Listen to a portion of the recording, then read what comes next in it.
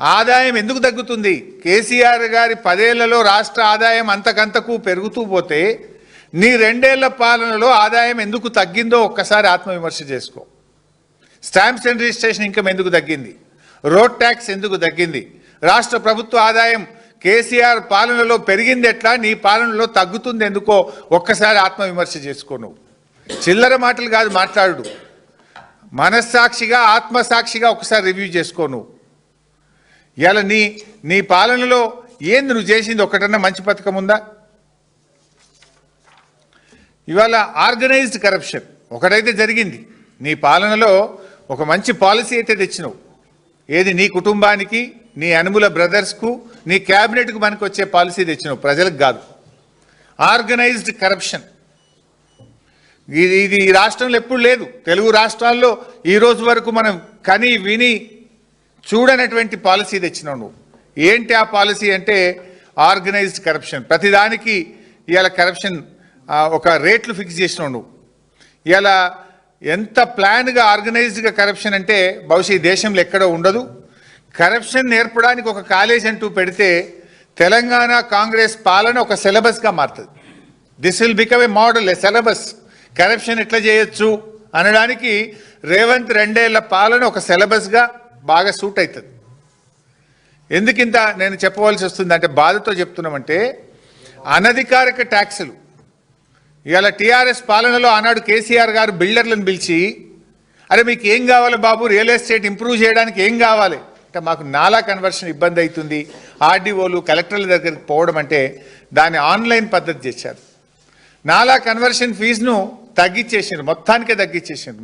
8% నుంచి 2% చేసేసిండ్రు.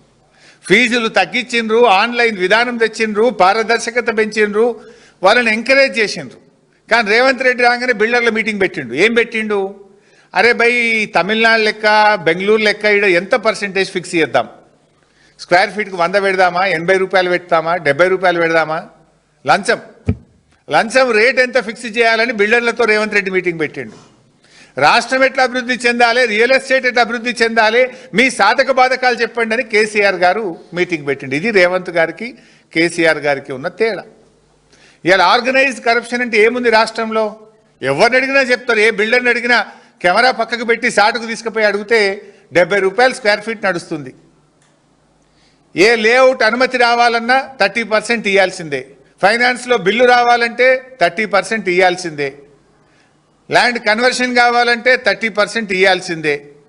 ఇదంతా కూడా ఆర్గనైజ్డ్ కరప్షన్. కరప్షన్కు కూడా ఒక రేట్ ఫిక్స్ చేసిండ్రు. జనరల్గా గవర్నమెంట్ ఫీజు ఫిక్స్ అవుతుంది. మోటార్ సైకిల్ రిజిస్ట్రేషన్ చేయాలంటే ఒక ఫీజు ఉంది. ల్యాండ్ భూమిని రిజిస్ట్రేషన్ ఆఫీస్ పోయి రిజిస్ట్రేషన్ చేయాలంటే గవర్నమెంట్కి ఒక ఫీజు ఉంది.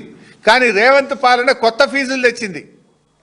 ఆర్ఆర్ ట్యాక్సు, బట్టి tax, Ponguleti tax, Uttam tax, కొత్త ట్యాక్సులు తెచ్చింది. ఇది కాంగ్రెస్ నేతల జేబులు నింపుకునే ట్యాక్సులు తెచ్చింది.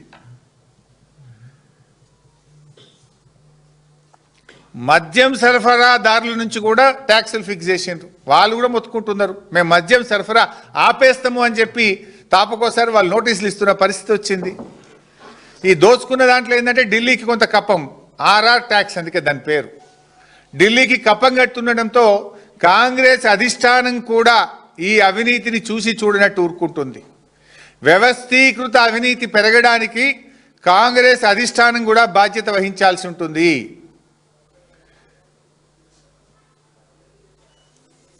అసలు A to Z కుంభకోణం లేదే లేదుగా ఈ రాష్ట్రంలో.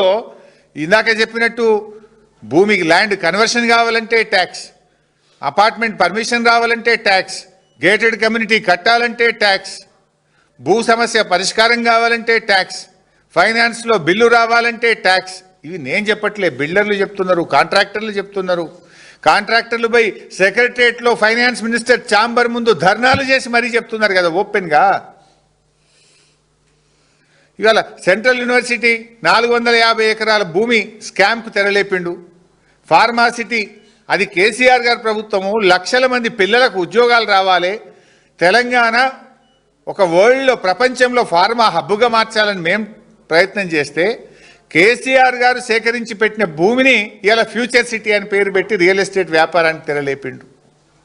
సివిల్ సప్లైస్లో ధాన్యం అమ్మకాల్లో పెద్ద స్కామ్ అయింది, హైకోర్టులో కేసు నడుస్తూ ఉంది. రవాణా శాఖలో స్మార్ట్ కార్డుల స్కామ్ నడుస్తూ ఉంది. ఫ్లై యాష్ రవాణాలో స్కామ్. ఈ మధ్యనే 5 లక్షల కోట్ల స్కామ్ మా కేటీఆర్ గారు బయటపెట్టిండ్రు. హిల్ టీపీ ఈ పారిశ్రామిక భూముల అమ్మకంలో స్కామ్. పవర్ స్కామ్ 50,000 కోట్ల రూపాయల పవర్ స్కామ్ వచ్చింది.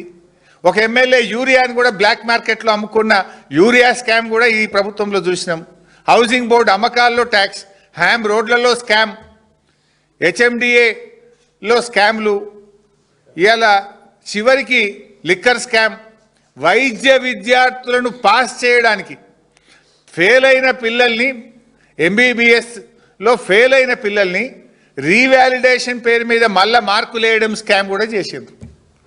కాళోజీ గారు అంటారు కాదేది కవితకు అనర్హం అన్నట్టు, రేవంత్ రెడ్డి గారి పాలనలో కాదేది స్కామ్కు అనర్హం అన్నట్టు పిల్లల ప్రశ్న పత్రాలు దిద్దడంలో హెల్త్ యూనివర్సిటీ వైస్ ఛాన్సలర్ స్కామ్కు పాల్పడి చివరికి ఆయన రాజీనామా చేయాల్సి వచ్చింది. దాన్ని బయటపెట్టి మేము ప్రశ్నిస్తే, ఇప్పుడు చదువురాని పిల్లల్ని డాక్టర్ చేస్తే రేపు వాడు ఆపరేషన్లు చేస్తే ఆ పిల్లల జీవితాలు ఏం కావాలి?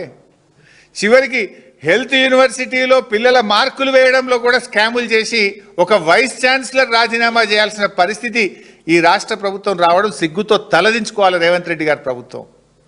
ఒక విద్యార్థులకు చదువు చెప్పి భవిష్యత్తు తీర్చిదిద్దాల్సిన వైస్ ఛాన్సలరే కరప్షన్కు పాల్పడితే ఈ రాష్ట్రంలో పాలన ఎట్లా జరుగుతుందో ఒకసారి మనం ఆలోచించాల్సినటువంటి అవసరం ఉంది. ఈ 6 గ్యారంటీలు అభయహస్తం అన్నారు, బాండ్ పేపర్లు అన్నారు.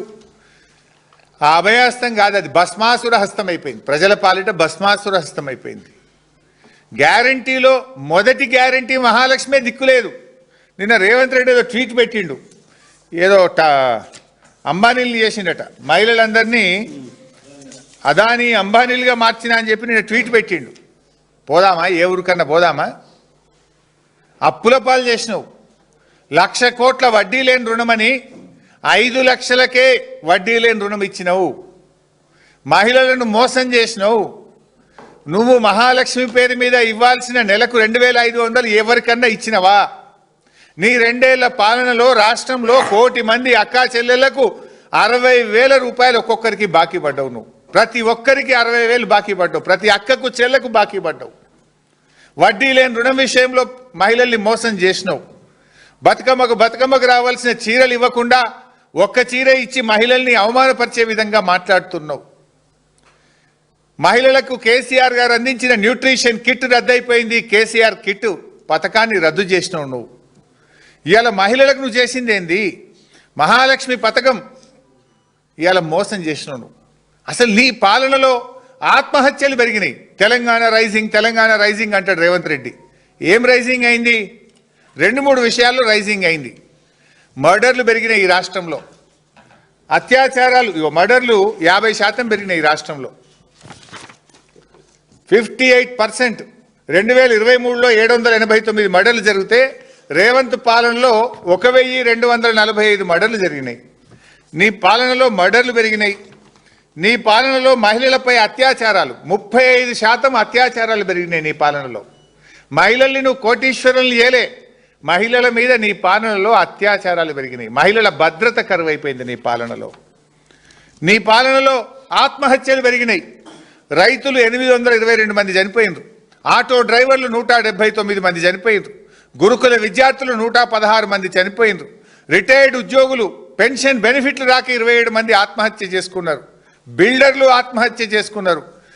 ఇవాళ చివరికి బీసీ రిజర్వేషన్ ఇవ్వక బీసీలను మోసం చేస్తే ఒక బీసీ యువకుడు కూడా ఆత్మహత్య చేసుకునే పరిస్థితి తెచ్చినావు నువ్వు. నీ మోసాలకు, నీ దగాకు, నీ పాలన పుణ్యమాని రైతులు, నేతన్నలు, గురుకుల విద్యార్థులు, ఆటో డ్రైవర్లు, రిటైర్డ్ ఉద్యోగులు, బిల్డర్లు ఇలా ఆత్మహత్యల పాలైనటువంటి పరిస్థితి వచ్చింది. అసలు రోడ్డెక్కని వాళ్ళు ఎవరున్నారు? నీ పాలనలో జనరల్ ఏముండాలి? పాలన 3 పువ్వులు 6 కాయలుగా కొనసాగాలనుకుంటారు. రేవంత్ పాలనలో 3 ధర్నాలు 6 అరెస్టులుగా జరుగుతూ ఉంది. ధర్నాలు చేయని వాళ్ళు ఉన్నారా? రోడ్డెక్కని వర్గం ఉందా అని అడుగుతున్నా. అరే, చరిత్రలో ఎప్పుడు లేని విధంగా యూరియా కోసం రైతులను పండుగ పూట రోడ్ల మీద నిలబెట్టినావు కదా. వర్షంలో తడుచుకుంటూ స్కూలు పిల్లల్ని కూడా, స్కూలు బ్యాగులు వేసుకొని పిల్లలు కూడా యూరియా బస్తాల కోసం లైన్లు నిలబెట్టివి. రైతన్నను యూరియా కోసం రోడ్డెక్కించినవు, పింఛన్లు పెంచాలని అవ్వ తాతల్ని రోడ్డెక్కించినవు, స్కాలర్షిప్లు ఫీజు రియంబర్స్మెంట్లు ఇవ్వాలని ఎస్సీ ఎస్టీ బీసీ పిల్లల్ని రోడ్డెక్కించినవు. అరే పురుగులన్నం మాకొద్దని గురుకుల పిల్లలు హైవేల మీద రోడ్డెక్కి ధర్నాలు చేసే పరిస్థితి తెచ్చినవు. రుణమాఫీ కోసం, రైతు బంధు కోసం, విత్తనాల కోసం రైతుల్ని రోడ్డెక్కించినవు. మా డిఏలు ఇవ్వండి, మా పిఆర్సీలు ఇవ్వండి అని ఉద్యోగులు నల్ల బ్యాడ్జీలు పెట్టుకొని నిరసనలు చెప్పే పరిస్థితి తెచ్చినవు.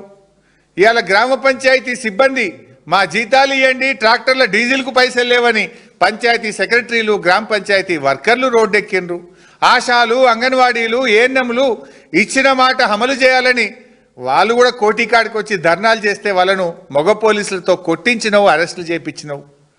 ఫార్మా కంపెనీలకు వ్యతిరేకంగా లగచర్ల, జహీరాబాద్ పలు చోట్ల పల్లె ప్రజలు రోడ్లెక్కిన పరిస్థితి వచ్చింది.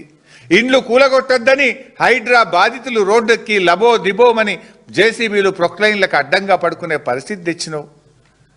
అసలు దేశంలో ఎక్కడ లేని విధంగా కాంట్రాక్టర్లు వచ్చి ఫైనాన్స్ డిపార్ట్మెంట్ ధర్నాలు చేపించి సెక్రటరేట్ ముందు రోడ్డెక్కిచ్చినావు. అసలు నువ్వు రోడ్డెక్కించింది ఎవరిని? నువ్వు జరుపుకోవాల్సింది విజయోత్సవాలు కాదు, అపజయోత్సవాలు జరుపుకోవాలి. నువ్వు రాష్ట్ర ప్రజలకు క్షమాపణ చెప్పాలి. ఇన్ని వర్గాల ప్రజల్ని రోడ్డెక్కించి 6 గ్యారెంటీలు అమలు చేయక అందరినీ మోసం చేసినందుకు నువ్వు క్షమాపణ చెప్పాలి. రేవంత్ రెడ్డి బ్లాక్మెయిల్ రాజకీయాలు, ఉల్టా బ్లాక్మెయిల్ చేస్తాడు. ఎవరైనా న్యాయం అడిగితే, రావాల్సిన డబ్బులు అడిగితే వాళ్ళని బ్లాక్మెయిల్ చేస్తాడు. ఈ first time in the history of the state. బాధ ఉంటే పిలిచి మాట్లాడతారు, సమస్యను పరిష్కరిస్తారు, ఇవాళ కాకపోతే రేపిస్తామంటారు. కానీ రేవంత్ రెడ్డిది అంతా ఉల్టా. ఇప్పుడు ఫీజు రియంబర్స్మెంట్ బకాయిల కోసం ఇవాళ వాళ్ళు కాలేజీలు బంద్ చేస్తామనే పరిస్థితి ఎప్పుడైనా విన్నామా చరిత్రలో? బంద్ చేసిండ్రు కాలేజీలు, పిల్లలు ఇళ్ళకే పరిమితం అయిపోయినరు.